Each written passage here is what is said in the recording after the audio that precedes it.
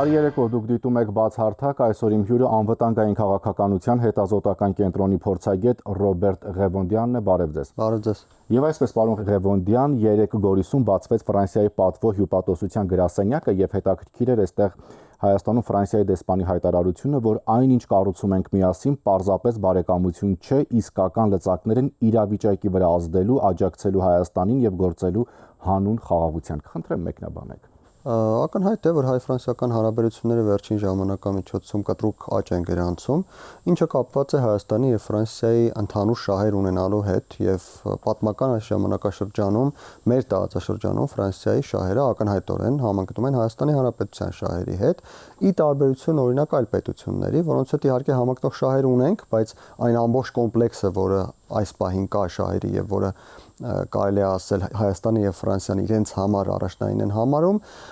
այդքան ծավալով շահեր այլ պետությունների հետ չեն համընկնում իմ դիտարկմամբ։ Եվ Սյունիքում եւս Իրանից հետո Ֆրանսիայի կողմից եւս հյուպատոսություն հիմնելու, թեև այս դեպքում պատվո հյուպատոսի գրասենյակ է, ոչ թե ամբողջական հյուպատոսարան, սակայն սա եւս մեկ գործոն է, որը խոսում է այն մասին, որ Սյունիքը աշխարհաքաղաքական առումով մեծ նշանակություն ունի եւ Ֆրանսիան որպես Հայաստանի հետ չասենք բարեկամական երկիր, եկեք ասենք, որ Հայաստանի ուղղությամբ մեծ հետաքրքրություններ ունեցող երկիր, Սյունիքը մատնանշում է որպես իր ռազմավարական հետաքրքրությունների կետ։ Ընդհանուր շահեր հայ-ֆրանսիական, այսինքն որոնք են այդ շահերը, որ դուք ասում եք, մենք ունենք ընդհանուր շահեր, որը շատ այլ երկրների դեպքում չկա։ Տեսեք, Ֆրանսիան այն պետությունն է, որը ցանկանում է ավելացնել իր ազդեցությունը մեր տարածաշրջանում։ Այդ հնարավորությունը ստեղծվել է այն պատճառով, որ Ռուսաստանը իր ազդեցության շատ մեծ հատված կորցրել է մեր տարածաշրջանում։ Երկրորդ, Ֆրանսիան այն պետությունն է, որը ցանկանում է նոր աշխարհակարգը մեծ հավանականությամբ իր տարբերակներով կձևավորվի ռուս-ուկրաինական պատերազմի ավարտից հետո Ֆրանսիան այն պետությունն է, որը ցանկանում է այդ նոր աշխարհակարգում լինել բևեռներից մեկը, եթե ոչ համաշխարհային Միացյալ Նահանգների եւ Չինաստանի նմանությամբ, ապա գոնե տարածաշրջանային տարբեր տարածաշրջաններում ազդեցության առումով։ Եվ այս առումով մեր տարածաշրջանում Ֆրանսիայի համար ամենահետաքրքիր եւ ամենամեծ հնարավորություններ ստեղծող կետը դա նորից Հայաստանի Հանրապետությունն է։ Հայաստանի Հանրապետության համար անվտանգային խնդիրների հարցում նոր ճարտարապետության ձևավորման առջև ենք մենք կանգնած։ Եվ այդ նոր ճարտարապետությունը ընդգրկում է առաջին հերթին արևմուտքի կողմից նորագույն տեխնոլոգիաների միջոցով, նորագույն մոտեցումների միջոցով սեփական անվտանգային համակարգը վերբեռնելու ծրագիրը։ Եվ այստեղ Ֆրանսիան շատ մեծ աջակցություն կարող է առաջարկել Հայաստանի Հանրապետությանը եւ որոշ մասով արդեն առաջարկում է։ Սա երրորդը է։ Բազմաթիվ են նման օրինակները, որոնք կարելի է, ես կարծում եմ, մեր հաղորդումից ավելի երկար ժամանակում թվել։ Տեսեք, որովհետև հենց արդեն 3 ռուսական լրատվամիջոցները սկսեցին անդրադառնալ Սյունիքում բացված Ֆրանսիայի պատվո հյուպատոսության գրասենյակին եւ շատ հետաքրքիր մեկնաբանություններ կան, որ Ֆրանսիայի գլխավոր նպատակը Ռուսաստանին այս տարածաշրջանից, մասնավորապես Հայաստանից դուրս մղելն է։ Ռուսաստանը ինքը իրեն դուրս է մղել այս տարածաշրջանից, իհարկե ոչ ամբողջությամբ, բայց որոշակի առումով եւ սուրբ տեղը դատարկ չի մնում, ինչպես ժողովուրդն է ասում, եւ այդ տեղի համար շատ մեծ հավակնություններ կան։ Հավակնություններ կան Իրանի կողմից, հավակնություններ կան Թուրքիայի կողմից, հավակնություններ կան նաեւ այլ պետությունների կողմից, օրինակ Չինաստանը, Ադրբեջանի եւ Վրաստանի հետ ռազմավարական համագործակցության պայմանագրեր է կնքել։ Հայաստանի ուղղությամբ որոշակի գործողություններ է իրականացնում։ Միացյալ Նահանգները Հայաստանի հետ է կնքել ռազմավարական համագործակցության պայմանագիր։ Եվ Ֆրանսիան էլ բացառություն չէ, Ֆրանսիան էլ ինքն է ցանկանում այդ տեղը գրավել, ինչպես իմ նշած բոլոր մյուս պետությունները, բոլոր մյուս կետերը, որոնք մեր տարածաշրջանով հետաքրքրված են, եւ այստեղ Ռուսաստանը պետք է միայն ինքը իրեն մեղադրի, թե ինչու է իր ազդեցությունը թույլատրել եւ թույլ տվել, որպեսզի մյուսները աշխուժանան։ 3 նաև Սյունիքի մարզպետը հայտարարեց, որ մերթ հակառակորդի կողմից ուղիղ կրակոց է լինում Սյունիքի ուղղությամբ, ինչի արդյունքում լինում են դեպքեր, երբ կրակոցները դիպչում են ենթակառուցվածքներին եւ ընտանի կենդանիներին։ Մոտ 3 ամիս է, որ գիշերները սիստեմատիկ կրակոցների ձայներ են լսվում։ Արդյոք այն ինչ որ տեղի ունեցավ 3 դա որոշակի առումով կարող է զսպել այդ կրակոցները, թե չէ։ Ես չէի նշի, որ պատասխանատվության բացումը Գորիսում կարող է կրակոցները զսպել։ Եկեք հիշենք, որ վերջին երկու դեպքը, երբ թիրախավորված կրակոց էր եղել, այսինքն ոչ միայն ձայներ են լսվել, այլ վնասներ են հասցվել, ապակի էին կոտրել մեկ անգամ սանհանգույցին էին կրակել, տեղի են ունեցել անմիջապես այն բանից հետո, երբ Ռուսաստանի պաշտպանության նախարարը հայտարարեց, թե Սյունիքի շուրջը մնում է լարված։ Իրականում մինչ այդ բավական երկար ժամանակ լարված չէր, եւ Ռուսաստանի պաշտպանության նախարարը ստացվում է, որ իրադարձությունները ընդհակառակը խթանեց, որպեսզի լարվածություն լինի եւ ունենալ գորիսում Ֆրանսիայի պատվո հյուպատոսություն եւ կարծել, թե Ռուսաստանը ել չի խթանելու, ես կարծում եմ սրանք մեկը մյուսի հետ չկապված գործընթացներ են, ընդհակառակը սա կարող է Ռուսաստանի խանդը շարժել, դուք էլ նշեցիք։ Այսինքն կարծում եք, որ կրակոցները Բաքուն անում է, այսպես ասած, Ռուսաստանի հետ ճշտելով կամ գուցե ամեն դեպքում այն, որ ժամանակային առումով դրանք համընկնում են, դա ակնհայտ է եւ սա նշանակում է, որ կասկածից վեր է, որ Ադրբեջանի կողմից գոնե թիրախավորված կրակոցներ տեղի են ունենում Ռուսաստանին հաջողանալու համար, գուցե Ռուսաստանի ուղղությունով դա արդեն իրենք կիմանան, բայց որոշակի կապվածություն կա Ռուսաստանի հետ փոխհարաբերությունների հետ։ Եվ սա իր հերթին նշանակում է, որ Ֆրանսիայի պատվո հյուպատոսությունը Գորիսում կարող է ընդհակառակը Ռուսաստանին մղել ավելի մեծ անկայունություն առաջացնել տարածաշրջանում եւ ես չեմ համաձայնի նրա հետ, որ կարող է զսպել Ադրբեջանի կողմից կրակոց։ Հակառակը դուք ասում եք, որ կարող է եւ ավելի լարել, ավելի բորբոքել։ Կա որոշակի հավանականություն, ես չեմ նշում, թե պարտադիր ավելի լարվելու է կամ բորբոքվելու է, բայց որոշակի հավանականություն կա, որ Ռուսաստանը կփորձի Ադրբեջանի միջոցով, իհարկե այստեղ եկեք անպայման հաշվի առնենք մեկ բան էլ, որ այնպես չէ, որ Ռուսաստանը ինչքան ցանկանա Ադրբեջանը այդքան կկրակի, Ադրբեջանը ունի իր շահերը, Ադրբեջանը ունի իր գինը եւ այնպես չէ, որ Ռուսաստանը ամեն անգամ կարող է վճարել այդ գինը Ադրբեջանի, որպեսզի Ադրբեջանը կրակի, բայց մյուս կողմից որոշ դեպքերում դա աշխատում է։ Բայց տեսեք, մի կողմից խոսվում է խաղաղության մասին, մյուս կողմից ամեն դեպքում մերթ կրակում են Սյունիքի ուղղությամբ, այսինքն այդ խաղաղությունը պետք է ի վերջո նույն Ադրբեջանին, թե ոչ, կամ տարածաշրջանի շատ երկրների։ Տեսեք, ավելի շատ խոսում է խաղաղության համաձայնագրի մասին, քան խաղաղության մասին, ես այս երկուսը կտարանջատեի իրարից, խաղաղության համաձայնագիրը իհարկե իր հերթին որոշակի ռիսկերի նվազեցում է նշանակում եւ մոտեցնում է խաղաղությանը, բայց ամբողջապես խաղաղություն չի նշանակում եւ որևէ երաշխիք չէ։ Եթե խաղաղության համաձայնագիրը ստորագրվի, իմ կանխատեսմամբ նման իրավիճակները ավելի քիչ կլինեն, գուցե ընդհանրապես չլինեն, կամ գուցե լինեն, բայց դրանից հետո որոշակի գործընթացներ սկսվեն, օրինակ հետաքննելու նման միջադեպերը եւ այլն Հայաստանի եւ Ադրբեջանի միջեւ, այդ ամենը կարող է լինել, բայց քանի դեռ խաղաղության համաձայնագիրը ստորագրված չէ, փաստացի Հայաստանը եւ Ադրբեջանը մնում են պատերազմական վիճակում, նույնիսկ նոյեմբերի 9-ի համաձայնագիրը, որը միակ փաստաթուղթն է, որտեղ գրված է, որ Հայաստանը եւ Ադրբեջանը դադարեցնում են միմյանց վրա կրակելը, փաստացի հենց դա է նշանակում, նոյեմբերի 9-ի համաձայնագիրը մենք տեսնում ենք, որ չի կատարվել, ոչ մի կետ կարելի ասել այս պահին չի գործում, իսկ սա նշանակում է, որ թե Հայաստանը, թե Ադրբեջանը ազատ են շարունակելու կրակել միմյանց վրա եւ չկա որևէ փաստաթուղթ, որը պարտադրում է չկրակել։ Այլ հարց է, որ եւ Հայաստանը եւ Ադրբեջանի շահերից այս պահին չի բխում կրակելը միմյանց վրա։ Գուցե Ադրբեջանի դեպքում, ինչպես ասացինք, Ռուսաստանի կողմից ինչ-որ բան ստանալու դիմաց, այդպես մերթ այդպիսի կրակոցներ լինեն, կամ Հայաստանի նկատմամբ ճնշում գործադրելու համար եւ այլն, բայց ընդհանուր առմամբ սադրանքները ավելացնել, լայնածավալ ինչ-որ գործողություններ իրականացնել Ադրբեջանի շահերից էլ չի բխում։ Այսինքն էսկալացիայի վտանգ դուք չեք տեսնում ամեն դեպքում։ Ես շատ քիչ եմ համարում նման հավանականությունը, ավելին ասեմ, բացարձակապես համաձայն չեմ այն փորձագետների հետ, ովքեր գտնում են, որ Ադրբեջանը պատրաստվում է հարձակվել Հայաստանի վրա, Ադրբեջանը չի պատրաստվում, իհարկե չի մոռանում դրա մասին, որ գուցե լինի այնպիսի իրավիճակ, երբ պետք լինի հարձակվել, բայց այդպես շատ ակտիվ չի էլ պատրաստվում դրան, թեև զինվում է, բայց այդ զինվելը չի կարելի համարել Հայաստանի դեմ զինվել։ Գուցե պաշտպանվում է Հայաստանից, որովհետև տեսեք, Հայաստանը երբ հայտարարեց, որ այս տարվա ռազմական բյուջեն ավելացնում է մոտավորապես 1 միլիարդ 600 միլիոն ամերիկյան դոլարի չափով, եթե ճիշտ եմ հիշում, անմիջապես դրանից հետո Ադրբեջանը հայտարարեց իր ռազմական բյուջեն մինչև 5 միլիարդ դոլար հասցնելու մասին։ Այսինքն Ադրբեջանում կան վախեր, բայց մյուս կողմից դա չի նշանակում, որ այդ վախերը հաղթահարելու համար Ադրբեջանը լայնածավալ հարձակում է սկսելու Հայաստանի դեմ։ Ինչի համար ես նպատակ չեմ տեսնում։ Լավ, այդ դեպքում ո՞րն է այդ մերթ կրակոցների նպատակը։ Ես երկուսը արդեն նշեցի, առաջինը դա Ռուսաստանի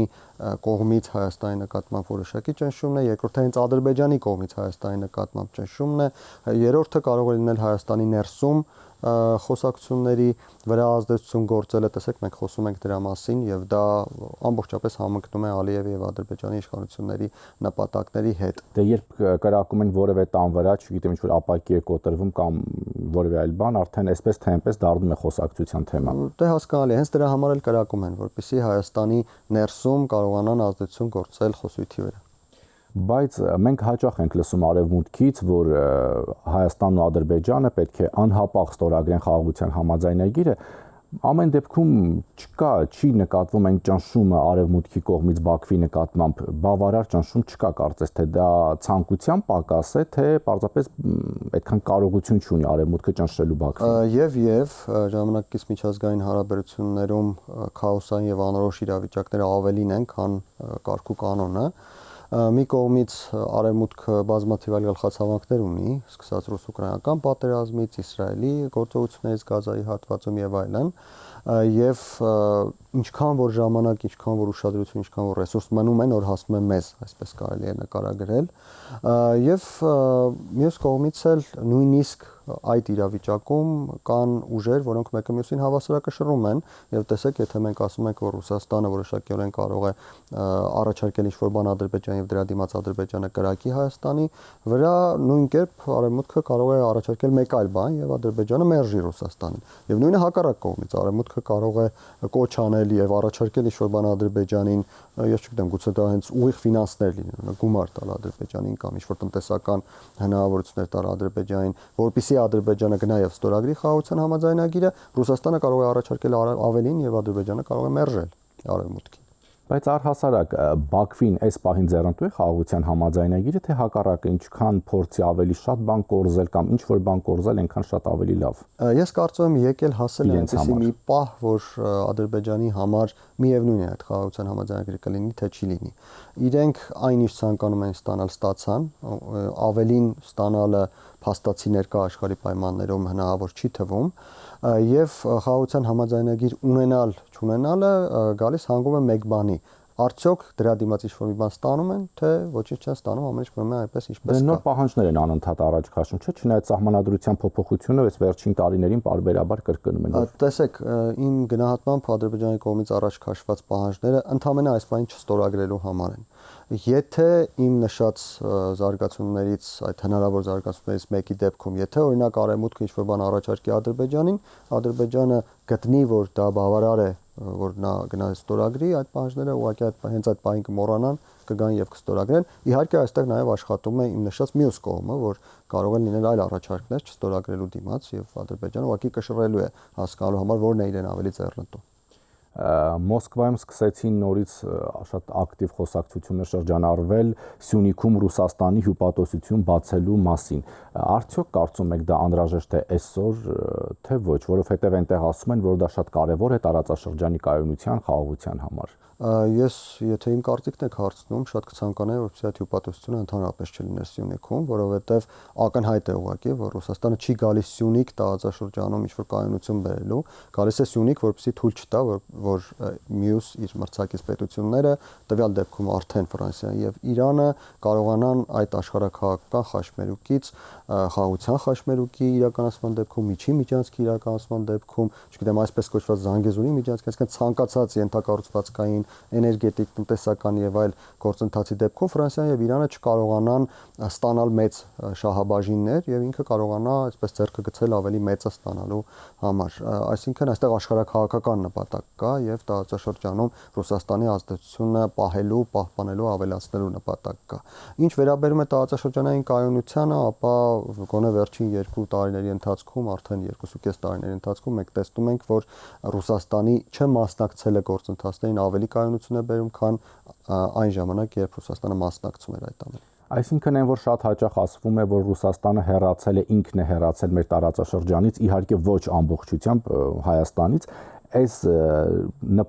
նախաձեռնությամբ օրինակ նույն Սյունիքում հյուպատոսություն բացելու այդ մտադրությամբ կա արդյոք այստեղ ցանկություն իրանց մոտ նպատակ նորից վերադառնալ եւ մասնավորապես հենց Սյունիք։ Տեսեք, Ռուսաստանը իհարկե ինքն է հեռացել, բայց այնպես չէ, որ ինքը հեռացել է իր կամքով։ ինքը հեռացել է, որովհետև չի իրականացրել այն համաձայնությունները, նույնիսկ չխոսենք կանոնադրական կամ փաստաթղթային պարտականությունների մասին։ Դաշնակցային համաձայնությունները ես խոսում եմ, սա նույնիսկ ջենտլմենականի մասին եմ խոսում, ոչ միայն փաստաթղթային մասին ընդհանրապես խոսելու բան չկա, ամեն ինչ խախտել են, չի իրականացրել այդ բոլոր համաձայնությունները, դրա արդյունքում ձևավորվել է որոշակի վերաբերմունք, առաջին հերթին Հայաստանի հասարակության մոտ, հետո նաև իշխանությունների մոտ, որոշակի վերաբերմունք է ձևավորվել եւ այդ վերաբերմունքի արդյունքում Ռուսաստանը կորցրել է ազդեցության գոտիներ։ Այսինքն այնպես չէ, որ Ռուսաստանը ինչ որ նպատակից ելնելով դուրս է եկել եւ հիմա ցանկանում է վերադառնալ։ Ոչ, Ռուսաստանը կորցրել է անկախ իր ցանկությունից եւ հիմա փորձում է ինչ որ հատվածներում վերականգնել, ինչ որ հատվածներում թույլ չտալ, որպեսզի ավելի շատ այդ ազդեցությունը կորցնի եւ այլն։ Այլ հարց է, որ նրա փորձերը, ինչպես շատ դեպքերում Ռուսաստանի թե քաղաքական, թե այլ ոլորտներում գործողությունների տրամաբանության մեջ տեղի են ունենում կացնի տրամաբանությամբ, այսինքն նրանք ոչ թե փորձում են իրենց արածները շտկել, այլ փորձում են սպառնալ, որ ավելի շատ, ավելի վատ բաներ կանեն։ Ստամբուլում անցկացված ռուս-ուկրաինական բանակցությունների երրորդ փուլի արդյունքների մասին խոսենք, փաստորեն կողմերը չկարողացան գալ ընդհանուր հայտարարի, որովհետև երեք ուկրաինական կողմը հայտարարեց, որ Ռուսաստանը չի համաձայնել անվերապահ հրադադարի եւ պետությունների ղեկավարների հանդիպմանը։ Դեռ երկար կձգվի այս հակամարտությունը, եթե մենք հիշում ենք, որ Միացյալ Նահանգների նախագահը իր նախընտրական խոստման ժամանակ խոսում էր մեկ օրում այս հակամարտության վերջը ես չեմ տեսնում, գոնե այս տարվա ընթացքում այն կձգվի դեռևս շատ ավելի երկար, քան պատկերացնում էին Տրամպին իրենց քվեն տվող Ամերիկայի քաղաքացիները։ Իհարկե այդպես է պետք է լիներ, շատ մեծ հավանականությամբ կանխատեսվում էր, որ համաձայնություն չի լինի։ Ես եթե չեմ սխալվում, հենց ձեր տաղավարում նախորդ փուլից առաջ էլ կանխատեսեցի, որ համաձայնություն չի լինելու, հիմա էլ կանխատեսում եմ, որ առաջիկա 3-րդ, 4-րդ, 5-րդ այս տարի քանի հանդիպում էլ լինի, համաձայնություն չի լինելու, հրադադար չի լինելու։ Առաջին հերթին այն պատճառով, որովհետև Ռուսաստանի նախագահին եւ Ռուսաստանի իշխող վերնախավին բացարձակապես սեռնտու չէ հրադադարը որևէ պայմանով, բացի այն պայմանից, որ Ուկրաինան հանձնվի, այսինքն Ուկրաինայի ամբողջ տարածքը նվիրեն Ռուսաստանին։ Մնացած որևէ պայմանով Ռուսաստանի ղեկավարությանը հրադադարը ձեռնտու չէ։ Իսկ սա նշանակում է մեկ բան, որ Ռուսաստանը կգնա, կմասնակցի, կխոսի, գերիներ կփոխանակի, գուցե ինչ որ մասնակի, ինչ որ մի բան առաջարկի, բայց ամբողջական հրադադար, ամբողջական կարգավորման Ռուսաստանը այս պահին չի գնա։ Ինչու՞։ Ահա, ես ցանկանում եմ, որ դուք այդ հարցը տաք։ Այստեղ պատճառները մի քանիսն են։ Գլխավոր 1-2 պատճառների մասին ես ասեմ ժամանակը խնայելու համար։ Գլխավոր պատճառներից մեկն այն է, որ Ռուսաստանը շատ մեծ գումարներ է ծախսել այս պատերազմը սկսելու եւ իրականացնելու համար։ Այդ գումարները ինչ որ տեղից Ռուսաստանի իշխանությունը եւ անձամբ Վլադիմիր Պուտինը վերցրել են։ Նրանք ծախսել են Ռուսաստանի եւ ըստ որոշ լուրերի նաեւ Ռուսաստանից դուրս գտնվող շատ մեծահարուստների գումարներ վերցրել են։ Տրամաբանությունը եղել է այս, որ գումարները բերեք, դնենք, այս գործողությունը սկսենք, կհաղթենք, կվերականգնենք հետխորհրդային տարածությունում մեր ազդեցությունը, Ուկրաինա, հետո Հարավային Կովկաս, ընդ որում Հարավային Կովկասի մասին բացահայտ խոսում էին ռուս տարբեր պաշտոնյաներ պատերազմի առաջին ամիսներին, Մոլդովա, Միջին Ասիա, Ղազախստանի նկատմամբ մենք գիտենք, թե ինչպիսի հայտարարություններ են հնչում, կստանանք շատ մեծ ռեսուրսներ, տարանցիկ ճանապարհներ, Ուկրաինայի դեպքում հացահատիկ, Միջին Ասիայի դեպքում գազ եւ այլն, այդ ռեսուրսները կբաժանենք ձեր մեջ եւ դուք ձեր ներդրած գումարներից 10-պատիկ ավելին կստանաք։ Եթե այսօր պատերազմը կանգնում է, ստացվում է, որ Ռուսաստանը ստացավ այդ ամբողջ նկարագրածից ընդամենը Ղրիմը եւ Ուկրաինայի այդ 4 տարածքները, նույնիսկ եթե դրանք մնան Ռուսաստանին։ Ակնհայտ է, որ դրանք բավարար չեն այդ հավաքագրված գումարների դիմաց ինչ-որ մի բան վճարելու համար։ Եվ այստեղ այդ նույն մարդիկ, ովքեր գումարներ են ներդրել այս գործընթացում, հենց Վլադիմիր Պուտինին հարցեր են ունենալու եւ ակնհայտ է, որ Վլադիմիր Պուտինը չի կարողանում պատասխանել այդ հարցերին։ Եվ սա պատճառներից մեկն է, ինչի համար Ռուսաստանը, գլխավոր պատճառներից մեկն է, ինչի համար Ռուսաստանը չի կանգնեցնելու պատերազմը։ Երկրորդ կարևոր պատճառը, երևի երկրորդն էլ ասեմ, որ սահմանափակվենք, գլխավոր պատճառներից եւս մեկն այն է, որ գաղափարական առումով Ռուսաստանը չի կարողանում իրացնել իր նպատակը։ Ռուսաստանի գաղափարական գլխավոր հիմքերը, որոնք ձևավորվել են ռուս ֆաշիստ այսպես կոչված գիտնական Դուգինի աշխատանքների արդյունքում եւ ցավոք սրտի Ռուսաստանի իշխանությունը հետևում է հենց այս գաղափարախոսությանը, կայանում է նրանում, որ Ռուսաստանը պետք է դառնա աշխարհաքաղաքական բևեռ։ Իսկ աշխարհաքաղաքական բևեռ դառնալու համար կա երկու ճանապարհ։ Առաջին ճանապարհը զարգացնելն է սեփական երկիրը, ստանալ տեխնոլոգիական մրցակցության ինչ-որ որոշակի կոմպոնենտներ, բաղադրիչներ Չինաստանի հետ եւ Միացյալ Նահանգների հետ, որովհետեւ նրանք երկուսը այս պահին աշխարհաքաղաքական բևեռներ են եւ կարողանալ մրցակցել եւ այսպիսով բևեռի տրամաբանություն ունենալ։ Ռուսաստանը սա չի կարող անել, որովհետեւ Ռուսաստանը հետամնաց է, որովհետեւ Ռուսաստանը կարելի ասել տասնամյակներով հետ է ընկել տեխնոլոգիական առումով, թե տնտեսությունում, թե քաղաքականությունում, թե ռազմական առումով։ Մենք տեսնում ենք, թե ինչ խնդիրների է բախվում Ռուսաստանի ռազմական մեքենան եւ այլն, եւ երկրորդ ճանապարհը միակն է թվում հենց Դուգինի համար, նրա հետևորդների համար եւ իշխանությունների համար Ռուսաստանի, դա բևեռների արանքում աշխարհագրական տարածություններ վերցնելն է, հիմնվելով աշխարհաքաղաքականության դասականների մոտեցումների վրա։ Իսկ դա Մոսկվայում տեսնում եք, այդ տարածությունը Մոսկվայում տեսնում են հետխորհրդային տարածությունը,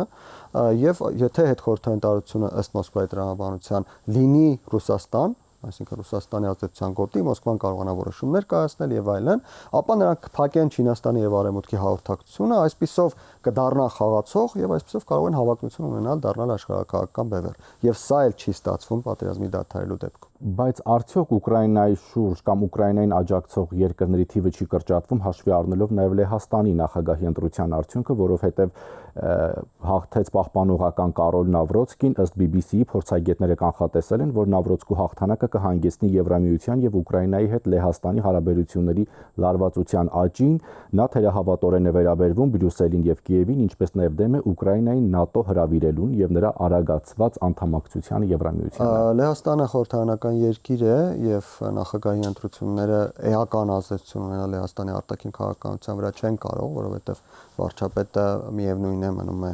եվրոպական համայնքի ջատագով, բայց որոշակի ազդեցություն իհարկե կարող է ունենալ, չնայած ես չէի ասի, թե Լեհաստանը